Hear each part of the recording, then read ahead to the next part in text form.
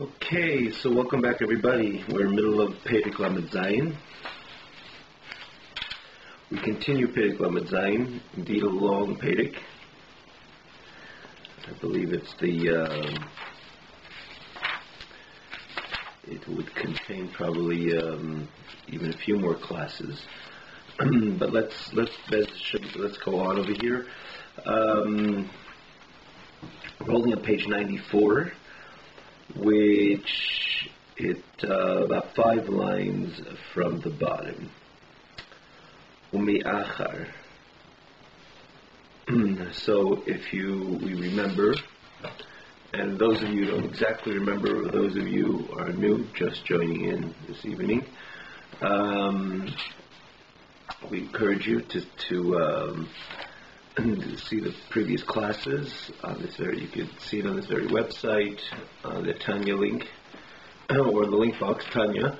Type in Tanya, or on the TanyaOnline.com website, which is the same class, just with the ability to follow the class with the text, and very easy access to the previous classes again, which you can follow the text as well, with the text as well on the previous classes. I encourage you, those who want to pick up generally the messages up till this point, but mainly in the previous classes in this very chapter, or even the overall, to say, as we mentioned, that even though the entire Tanya is a very beautiful sequence, chapter after chapter, the connection from one chapter to the other is very obvious, but 36 and 37 carries the overall very important message, or the message of the mandate of the Yid in this very physical world, why he was sent here, what is Hashem's master plan, and how do we implement this master plan. And this is again, namely this latter statement, how we implement this master plan, is the message of the Alter Rebbe here in chapter 37. And he begins saying that we take every mitzvah, which again we mentioned time and again, the significant majority of our mitzvahs deals with this very physical world, taking the physical and utilizing it for the sake of a mitzvah, elevating it to Hashem via doing the mitzvah with it. He gives a few examples over here. Mezuzah, or rather, tefillin, mezuzah, Sefer Torah, it's parchment, which comes from the physical animal, the skin of the physical animal, and you do a mitzvah with it. This is the way you remove it. You remove it from its nourishing up till the moment that you do the mitzvah with it, from klipas nega, and you elevate it, you connect it to kedusha. Again, we explain what does it mean receiving its energy from here, and then you change the source of energy. All this is mentioned in the past in general, and even when we learned it, even in this very chapter, we re-explained this idea and how exactly all this works. So, but basically, it is the physical that we do the mitzvah with, and we transform that item to godliness, to to its connection with its godly source. Hence, the flow of energy becomes a godly flow of energy from Hashem into this very physical world. And that is namely the mitzvahs which we do, which we involve our action, and we involve it's dealing with the physicality of this world. And then Alter Rebbe even goes on, he says even learning Torah we do the same, and then he so organized, it goes on the next step that in such an organized manner, rather, goes on in the next step that the energy which we had in order to perform the mitzvah comes from this very physical world, the bread we eat, the water we drink, and so on and so forth, and that gives us koach, gives us the energy in order to learn Torah and do mitzvahs. And so that itself follows along in the spirit of, and it follows along in the path of elevation, meaning that itself is elevated. It's not when I just commence with a mitzvah, that's when I'm engaging with the physical world and elevating the physical world to HaKadosh Baruch Hu, but it's even before that, or when I do that retroactively, everything all my previous engagements with this physical world, which gave me the koach, the energy, in order to elevate, in order to perform the mitzvah itself is elevated. Again, if the bread which I ate, which gave me the energy to do the mitzvah, that bread itself, which is again, bread, is elevated to Hashem. The bread itself is very much part and parcel of this physical world. Again, this is all under that umbrella message of HaKadosh Baruch Hu wanted a dira b'tachtenim, a dwelling place in this very physical world, or the physical world should be attuned to the godly reality that is the master plan of Hashem. And so the bread, for example, it comes from the flour and the water, which is again very much part and parcel of this olam hazeh, this physical world that is elevated to Hashem. And with this, my nefesh habahamis, my own animal soul, which is basically the vitalizing soul, which till now receives its energy from Klipas Noga, also is elevated. And if it's me, it's another party, and another party, collectively, the world ultimately is elevated from its state of receiving its energy from the impure forces. But again, we said that not necessarily the extreme impure forces, which is anything associated with an Aveda. Hashem says, do not eat this, do not engage with that, maybe in speech and thought. In action, that is certainly related to Shalosh Klipas Atzmei, is the lower level of Klipa, but generally this world, as long as it has no connection, if there's no connection to any violation of Hashem's desire, it receives its energy from Klipas Nega, from that intermediary Klipa, meaning that Klipa which has the ability to be transformed. And when every Yid does his Aveda, Sayim Mitzvah Asay and Leises, and against these with Leises that we get, this is where we pretty much invested the last week's class, dealing what transpires, or important part of last week's class, what transpires when a person Chas v'Shalom engages in sin. The negative energy flows through his sinews, and that again would be an obstacle for the elevation of Elam Hazeh, because he's anchored. The energy which he connected with, which flows through his system, anchors him in a way that it's somewhat to a great degree holds him down and limits his ability to move on with the elevation, even though, as we mentioned, the person has to constantly continue in any mitzvah, say positive mitzvah that comes to hand, he should fulfill it regardless. But the negative result or the negative consequences of Chas v'Shalom violating this, what Hashem says not to do, because one engages with the Shalosh Klipas Atzmei, with the lower level of impurity, which Ein Lehem Aliyah Le'elam, there's no elevation. This is what Hashem says stay away from. So this is the Leises, and then the Mitzvah say he constantly is elevating and transforming this world, starting from his own animal soul, his own vitalizing soul, and again, which is a result. And in conjunction with his investment in the mitzvah, say all the mitzvahs and learning Torah, and again the energy which he received in order to do the mitzvah and learning Torah, which is also part of the physical world, is also elevated, and collectively the world ultimately changes, and the world becomes a dwelling place for Hashem. Yet, this is what we're doing for the last 3,300 years. This is what Am Yisrael has invested. So when Mashiach comes, as the Alter Rebbe begins this very chapter of 37, that again it just doesn't come, Mashiach doesn't come out of nowhere. It's an accumulative process, or it's a accumulation of all this Torah mitzvahs which Eden throughout all generations have performed. With that they transform this physical world. And when Mashiach comes, everything will just come to light, to come to a full state of manifestation. All our involvement over the 3,300 years in making HaKadosh Baruch Hu a dwelling place in this very physical world. And here will we continue. Mi'achar. Achar shekol es nefesh ha'chayuna shebechlol es Yisrael. Yitiyim rekov v'kedusha l'Hashem.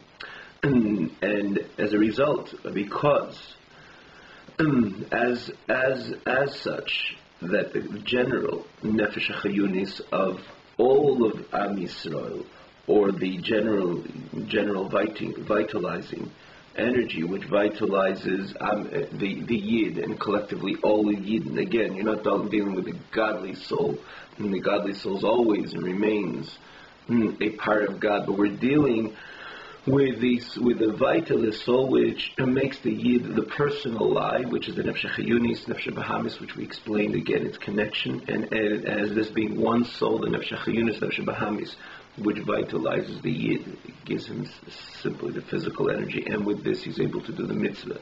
Then again, individually and collectively, Klal Yisrael, that all of Israel, Tia Merkava Kedushal Hashem, will be a chariot to a holy and a divine chariot to HaKadosh Baruch Hu. We explained last week the notion of the chariot in detail, which was the end, culminating words of the Alter Rebbe in the previous class, in which we took a few moments to explain the Merkava. But in brief, Merkava is a chariot which is just a vehicle to bring the Rochev, the one who's riding on the chariot, to its place, to its destination. And that's why the obvious were called the Merkava, because Hashem was the rider, and they were just a vehicle to bring the rider, which is Hashem, from wherever he wanted to go and everything he wanted to be to implement in this very physical world. And that's why they were called Merkava. And just like a chariot, it doesn't even argue to go right or to go straight, to go left, wherever the roche, wherever the rider wants it to go, that's where it goes. Completely selfless. And this is what ultimately the mandate of the Yid is, to be that Merkava, to try to be that chariot to HaKadosh Baruch Hu, that I am just a vehicle to where HaKadosh Baruch Hu wants to go. In other words, just like a vehicle takes the rider from point A to point B, wherever the rider wants to go, so to Hashem has his plan in bringing the Ein Sof, the infinite light of HaKadosh Baruch Hu, to be manifest in this very physical world, and I am just a vehicle. Am Yisrael is just a mere vehicle, Tia Merkava, a chariot, a holy and divine chariot, like HaKadosh Baruch Hu, to bring about this Ratzin, this master plan of HaKadosh Baruch Hu. So basically, again, everything is the culmination of this build-up of the Alter Rebbe, that every Yid does his Avodah, does his service. And as such, the Nefesh HaChayunis, the vitalizing soul which exists with all of Am Yisrael, will ultimately be a Merkava, a chariot, a divine chariot, Hashem Ozai, Gam Kol Sachai Shalom Hazeh, Shehi Klipas Nega, Achshov, takes the Oz, Mitumoso, V'chalo Vitala Ligdusha, leaves Merkava Lashem, that is, well, the general energy of Elam Hazeh itself, which is the Klipas Nega, which comes from Klipas Nega. And at this time it comes from Klipas Nega. But as Am Yisrael does its service and becomes a chariot to HaKadosh Baruch Hu, as again collectively, individually, but ultimately when every individual does his Avodah, collectively all of Am Yisrael becomes a chariot of HaKadosh Baruch Hu. So the energy of Elam Hazeh, which is at this time receiving from Klipas Nega, from that medium, that klipa, which is the intermediary between kedusha and klipas, and shalosh klipas atmei is a lower level of klipa, which there the impurity is intense and there's no way to be able to elevate it. Again, we spoke about this a number of times, and please, I encourage you to have clarity, if you're a newcomer, to have clarity in this these terms, which are important and crucial to understand these chapters, and generally understand how this fits in our mandate, and importantly in our important mandate of fulfilling, implementing Hashem's master plan. Again, it's important, these terms, but understanding what the term of Klipas Nega shows, Klipas Atmei, is again in which. But basically, again, to which you can see in the previous class, we spoke about this time and again, and namely in this very chapter, towards the beginning, and again in a few classes in this very dealing with the very chapter. We spoke about it in the past, and it's an original place in chapter 6, which are, again, as we mentioned when we discussed this term in this very chapter, you can always go back to chapter 6 and 7.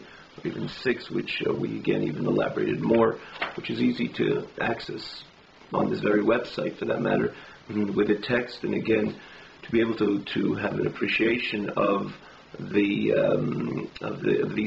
terms. But again, we even took the time in this very chapter to elaborate the klipas nega and the shalosh klipas atmegas, meaning say that level of impurity which is not yet that intense. Nega means there's a bit of light. It's neutral type of klipa, that has the ability to be elevated. It can go forth, and it, God forbid, could regress as well, digress, because it has the ability, because it's neutral, and one could utilize, just like neutral, you can go forward and reverse. In this case, you take this which is neutral, meaning to say which is not kedusha, like an apple is not a pair of tefillin, but an apple receives its energy from klipas nega, and therefore it can be elevated. I make a bracha on it, I eat it for a godly purpose, I follow with that godly purpose, I learn Torah and I do mitzvahs with the energy of the apple. The apple is elevated and becomes like a carbon, like the Alter Rebbe's Lashon, becomes an important sacrifice to Hashem. And God forbid if I take the energy and I do an Aveira with that energy, I speak Lashon Hara with the energy that I had, the apple, what I did was I took the apple and I reversed it, which means till now it's receiving its energy from the neutral klipa, and now it's receiving its energy. I brought it into shalosh klipas atmeis, a lower level of impurity, because that was the reason, and I used that koach, the strength of the energy which I received from that apple, to speak Lashon Hara, for example. Lashon Hara is associated with shalosh klipas atmeis, with a lower level of impurity, which has no aliyah, which has no elevation of Hashem. You cannot take some, like we mentioned many times, you can't take a non-kosher piece of meat and even make a bracha on it and consume it and say, I have the energy, now I can sit and learn a Vlad Gemara.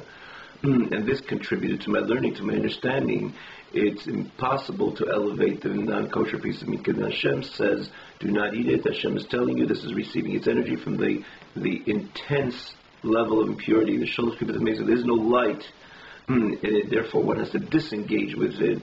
And learning Torah, doing anything, you're bringing the Torah, whatever you're doing, down to the level of shalosh klipas atmeis, because ein lehem aliyah, you cannot utilize them for anything good, because Hashem said, this is what Hashem wanted, this is the Aveda, this is where Hashem says, do not engage with that.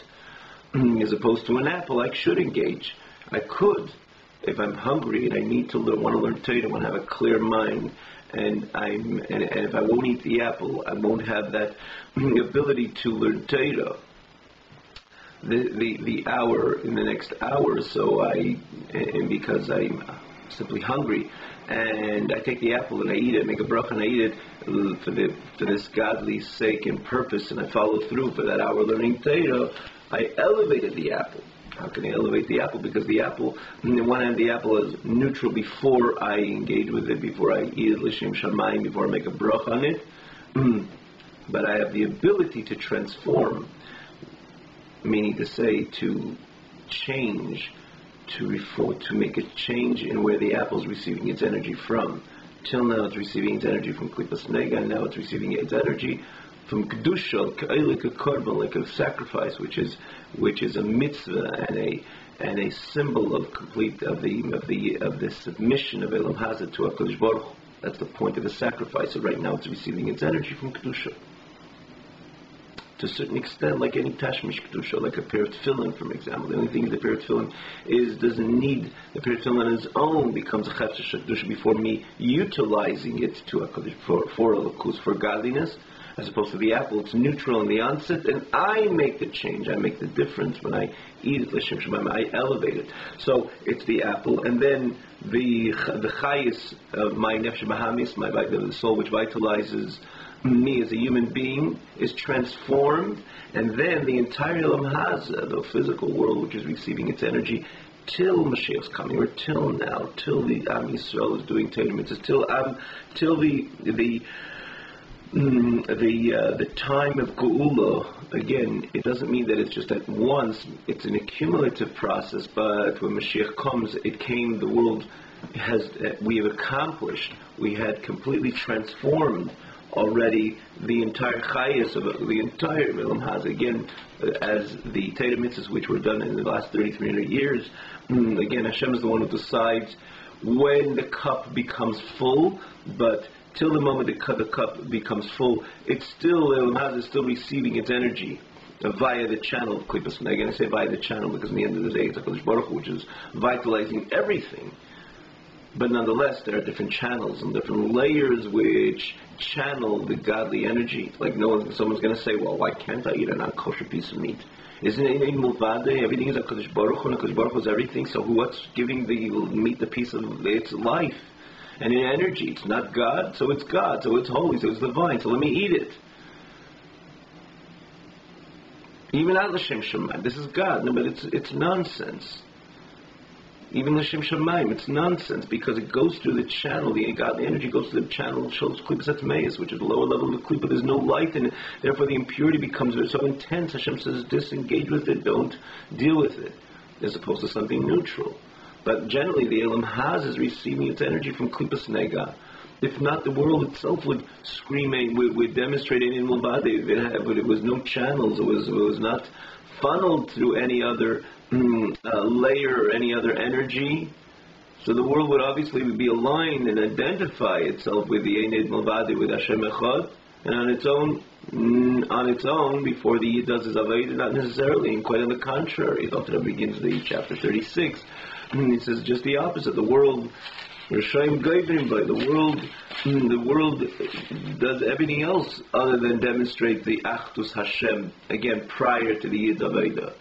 We are Megala, we reveal the Emes Hashem La'ilam. We draw the godliness into the Eilam, and we reveal the godly reality within Eilam. But because on its own, everything is, again, coming from Hashem, but it's channeled and it's funneled and it's through the again, these are the two levels, Klippas Nega or shows Klippas Atmeis, which is lower level of Klippa. But generally, the world itself, as long as it's not associated, directly connected to any sin, the world on its own is receiving its energy from Klippas Nega, from that neutral Klippa.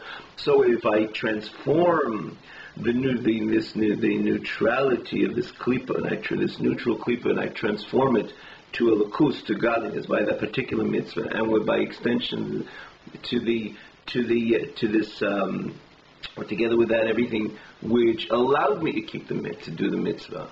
The energy which I gained through eating the piece of bread, to the piece of bread again follows along in that transformation and that elevation. So to my Nefesh HaChiyunis, my vitalizing soul, which is also receives its energy, you can see in chapter 6, the Nefesh HaChiyunis, Nefesh HaBahamis receives its energy from Klippas Nega, and therefore it's also transformed.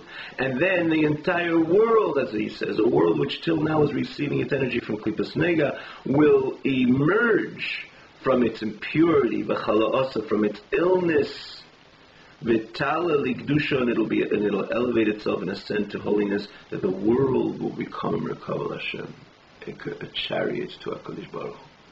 Now the famous Gemara which says that Mashiach will come when one will want to take off a ta'ina, a fig on Shabbos, the fig will scream to the Yid, Shabbos, it's Shabbos, don't take me off the tree, it's a violation. Why is the ta'ina screaming? Why is the ta'ina? Why is the fig itself telling the Yid, do not take me off the tree because it's in violation of Hashem's desire? And the answer is because right now, the ta'ina, because it's receiving its energy through Klippas Nega, it is not yet in tuned, or it's not yet, you don't have that direct flow. It's still receiving its energy via Klippas Nega, so it doesn't yet demonstrate that Hashem Echad, which is really the only source, in essence, the only source which is really vitalizing it, but because it's channeled through Klippas Nega, so it's not demonstrating the oneness of Hashem on its own. When Mashiach will come, the Ta'ina itself will say Shabbos, because it removed itself, as he says over here, Teitze, it's going to emerge from its tumah, from its chala, from its level, from its impurity, and it's going to be elevated to Kedusha. It itself is going to be a chariot to God. And just like a chariot, again, as we mentioned, a chariot just follows the dictates of the rochev, of the one who's on the chariot, the rider, and so too in this case the rider is Hashem, and the world itself becomes a chariot to HaKadosh Baruch Hu. So the world itself on its own demonstrates this Einei Mulvade, this oneness of Hashem. And as he says, he goes on, the Skalas Kvedim and Hashem's honor will be revealed. That the physical flesh will be able to see Elokus godliness. And again, we mentioned this a few times, that the pasuk is precise with the term basar Yishayo. Again, the pasuk in Yishayo is precise with this very term, because we're not dealing with the neshama seeing Elokus. The neshama is part of God. The neshama, the nefesh elikis, that is part of Hashem, and it's all about Elokus, and it's all about godliness. What Yishayahu is saying, but kol basar, the physical flesh, will together, in unison, all physical flesh will be able to see and identify and be part of this revelation of Hashem's honor. And therefore, they'll have a clear vision, but what the basar itself will together, Yachta will see, Elokus will identify with godliness. Hashem will appear with the strength of His glory, with the pride of His glory, the intense pride of Hashem's glory. V'molei kved Hashem. The glory of Hashem will the glory of Hashem will appear upon the world, upon Am Yisrael, and ultimately upon the entire world. V'molei kved Hashem is kol ha'oretz. The honor of Hashem will fill the entire land, the Oretz itself. Remember, we mentioned the pasuk in these psukim Yeshaya with Al Taramam. Actually concludes this entire sefer with that pasuk. That the land itself will be filled with the knowledge of HaKadosh Baruch Hu, not Shamayim, not Gan Eden, not Gan Eden Ha'eli, not Gan Eden Ha'tachton, but the very physical Oretz itself will be full with the knowledge of Hashem. And in this case, Al Rebbe brings the pasuk, "V'molei kved Hashem es kol ha'oretz." The honor of Hashem will fill the physicality of this very physical world. V'Yisrael and Yidden, which were those who brought this into fruition with their ma'aseihem and v'avodos, their doings and their service, they will see ayin b'ayin, eye to eye, with HaKadosh Baruch Hu. And again, here you're dealing with the physical ayin, not the spiritual ayin. Their physical eye will be able to see God, again, eye to eye with HaKadosh Baruch Hu. Keep in Matan Torah. We had a little preview of that by Matan Torah. What does it say by Matan Torah? And understandably, difference is, like any difference of the preview and the actual presentation. The preview is a preview, and then the Matan Torah was the preview, and Mashiach will come. This will become the norm. But that Kodesh Baruch by Matan Torah, in the very beginning of this, the establishment or the beginning, the commencement, the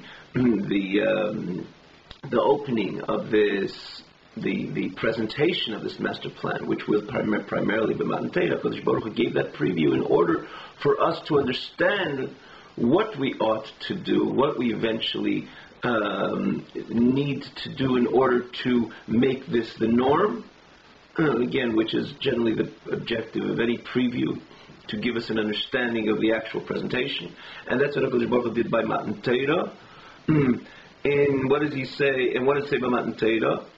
Very similar. It says, Ata horeisa ladas. Horeisa means to say, not you just threw a message. Horeisa, like Rashi says, HaKadosh Baruch Hu opened up all the heavens, and he appeared as he is, b'mlei kvede, with his full honor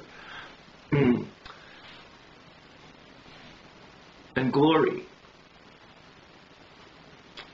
And that's why the Torah doesn't just say that you notified us, but rather horeisa, l'shenriya, that we're able to see eye to eye with Hashem. Ladas, that we should be able to have that das, that knowledge, ki Hashem Elokim, that Hashem, Hu Elokim, Einei Levad, there's nothing else in HaKadosh Baruch Hu. And this is a pasuk which said the Matan Torah.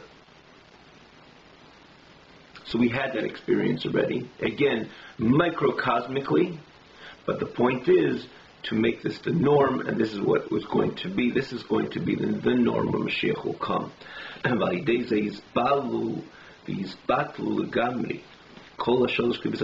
through this, and the entire Shalosh Kribsat Meis will be completely swallowed and be completely annulled. And as we explained last week, We touched upon this message as well.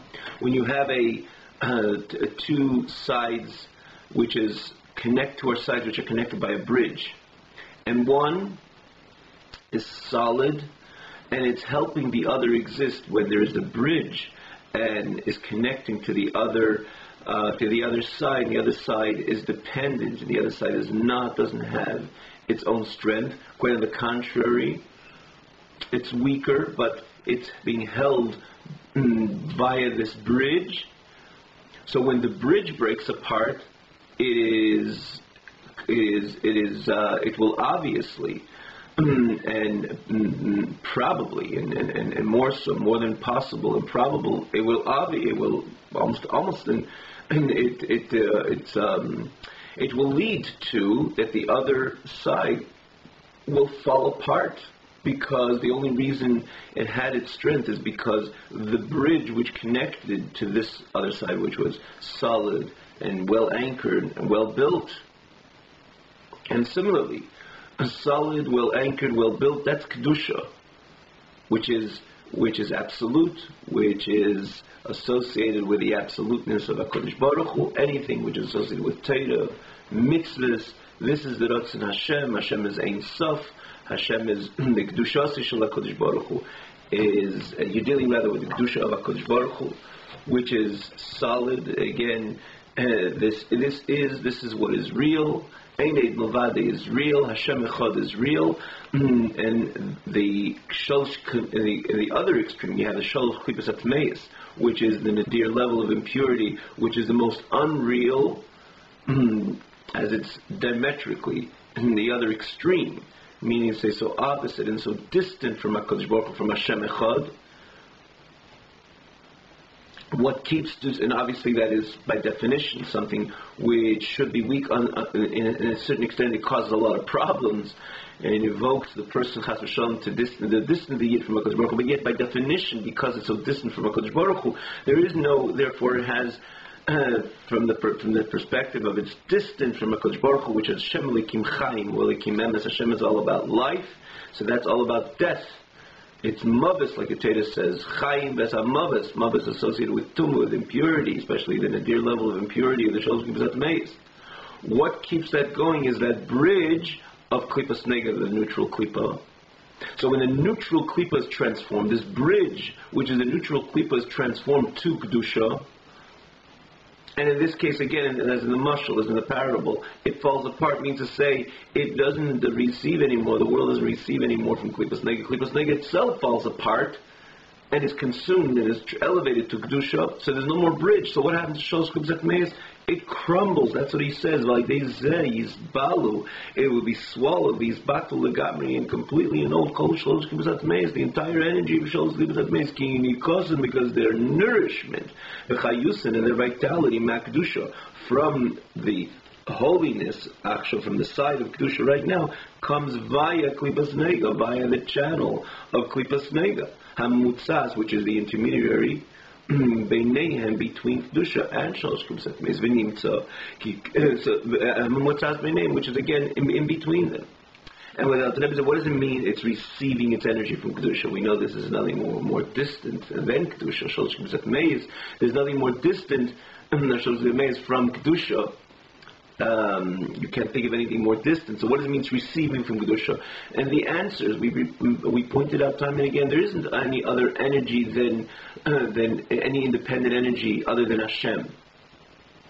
So Shalosh Klipas Atmeis are also receiving its energy from Hashem. That non-kosher piece of meat, if Hashem would not continue to vitalize it, it wouldn't just ruin or break apart. It just would cease to exist, like anything else in Elam has. HaKadosh Baruch Hu HaKadosh Baruch Hu is pumping his energy into creation every day, every moment, every second. So there is no independent energy, and again, if Hashem pulls back the energy, the item ceases to exist. It's not only something dies, expires. The stone, we even gave an example, the stone, which is in the inanimate part of Elam Hazah, which on the surface it seems lifeless, doesn't move, it stands in one place. For thousands of years it can stand in one place. But yet, HaKadosh Baruch Hu is vitalizing that stone every single moment. And if HaKadosh Baruch Hu will pull back the energy or stop giving the energy to that stone, the stone will literally cease to exist, which shows the connection of every single part of El Maza with HaKadosh Baruch Hu, including that non-kosher piece of meat. If HaKadosh Baruch Hu stops giving it chayas, it would disappear, but it would disappear, it would cease to exist. But yet, in the same token, which again demonstrates its connection with HaKadosh Baruch Hu, but yet we cannot eat it, we can't disengage with it, because as we mentioned, it goes through these layers and layers till ultimately it goes through that intense layer of Shalosh Kibsat Meis, that channel, that funnel of Shalosh Kibsat Meis, which when it receives its energy, there is no more light, there's no more godliness, there's no more overt godliness, and therefore Hashem says, stay away from it. This is what impurity is all about. The devoid, like darkness, which is the devoid of light, even though it does say the darkness itself has its own entity, creates chesed, but again, it could be a separate subject, but we can identify with this idea that the tumah itself, not only is it devoid of kedusha, but tumah itself, once there's no kedusha, it is about an expansion of the dark, of its darkness, its expansion of its impurity, and therefore Hashem says, stay away from it. In the same token, it's receiving its energy from kedusha because nothing is independent, but it goes through all these layers. So this is what we said, it's the bridge of klipas nega which connects the flow of energy from kedusha ultimately into the channel of Shalosh Kibsat Meis, which becomes the source and the chayis of all this, which Hashem says do not engage with. Again, we gave them classically this classic case of meat, rather non-kosher piece of meat. But therefore, yes, it's receiving from kedusha, but remains Shalosh Kibsat Meis. But again, getting back to this, what the message over here, once the bridge falls apart, klipas nega, which means the whole world is elevated, the whole world is in tune to the Hashem Echad, to the Enid Malvadei, so Shalosh Kibsat Meis will completely fall apart, and it says be swallowed and be annulled, legamri, completely. So what comes out of this? V'nimtza ki kol tachel shel Meis HaMashiach v'chis HaMeis, the whole objective, or the whole point of the days of Mashiach and the resurrection of the dead, what is going to take place then, which is Gilui Kvedei Ve'Elokus Yisborach, the revelation of the honor of Hashem and the godly energy of Hashem, and to rid the spirit of impurity from the land. Totally, it was all dependent of drawing the godly energy, and the infinite light, the nefesh hachayunis shebechol Yisrael, to the vitalizing soul which exists by all Yid, in all its 248 limbs. And how do you draw godliness to the vitalizing soul which exists by every single Yid?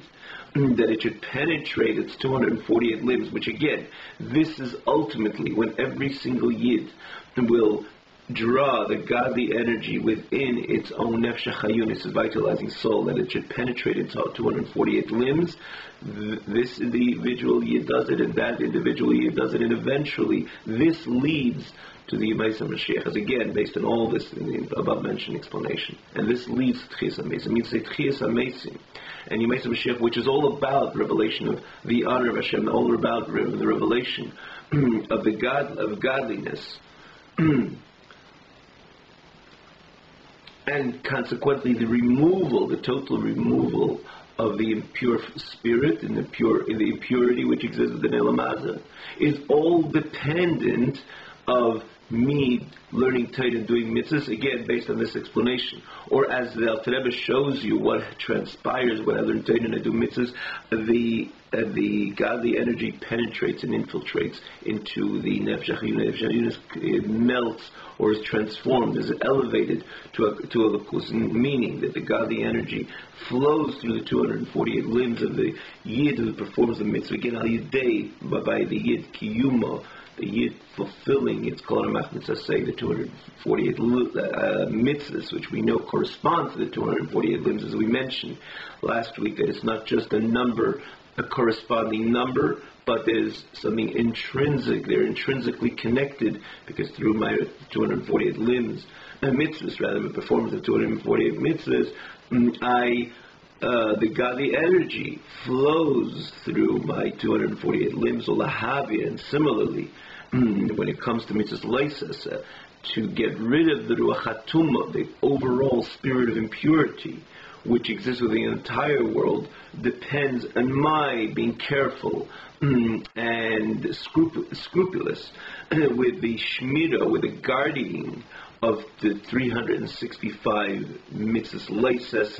In other words, as we explained before, in the last week's chapter, that this is what the importance, again, of being so careful, chas v'shalom, not to violate any mitzvahs leises, because what happens is that there's the negative and the impure energy which flows through my sinews with every violation of any of the 365 mitzvahs, of maybe the Torah commands or the Rabbanon, the rabbinic commands which extend, which are the branches of these 365 mitzvahs leises. What happens is that the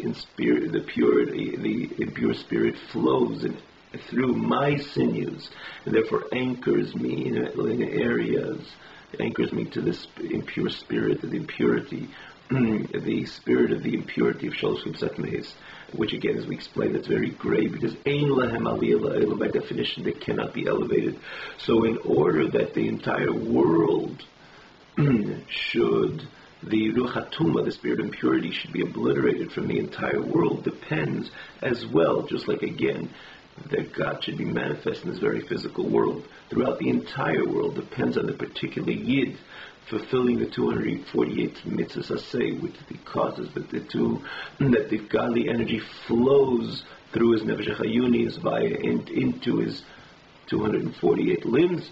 Similarly, in order to get rid of the Ruach HaTumah through the entire world, is by me being very careful with my 365 mitzvahs leises, that with this I make sure that the Ruach HaTumah, the pure spirit, stays away and is completely removed from my system as an individual, which again, that causes that the entire world, based on as the Alter Rebbe culminates that how it reflects on the entire world, that eventually there is complete obliteration, and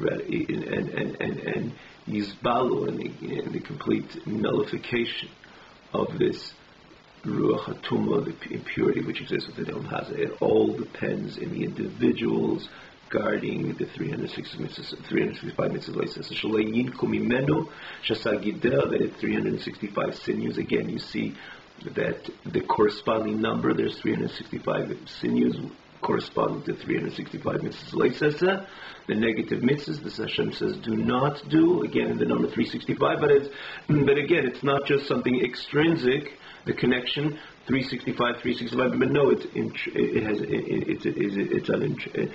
the connection is intrinsic, meaning to say, because when chas v'shalom a person violates any avera, there is the negative and impure energy which just flows through those sinews which are in the same number of 365.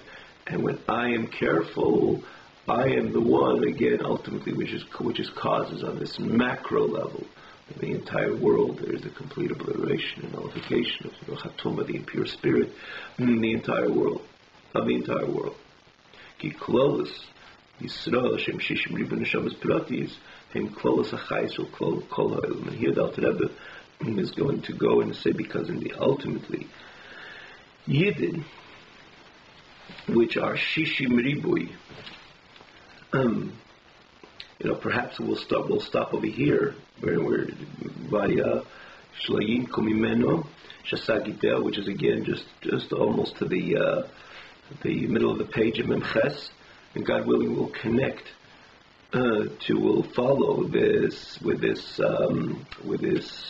following class from the words Ki Klolos Yisrael Shem Shishim Ribu Neshamas Pratis, what the Alter Rebbe is going to say, because ultimately there is it's by because of Bereshis Bara L'Kimas Hashemayim Ba'aretz, Hashem created the world for Am Yisrael, and therefore the energy which flows into this world is channeled through via Am Yisrael, again with this very same number of Am Yisrael, which in the overall there's Shishim Ribui, 600,000, even though there's many more neshamas, because from every neshama, Dr. was going to explain, every neshama there's different sparks which creates, ultimately becomes another neshama to another person.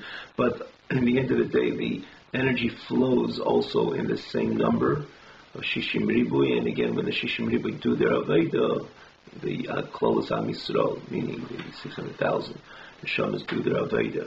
With that, they transform this light and this energy which is coming into Elam Haza, again, which the world was created for Teda, or Bereshis, Beis Bereshis for Am Yisrael, and therefore it was created for Am Yisrael.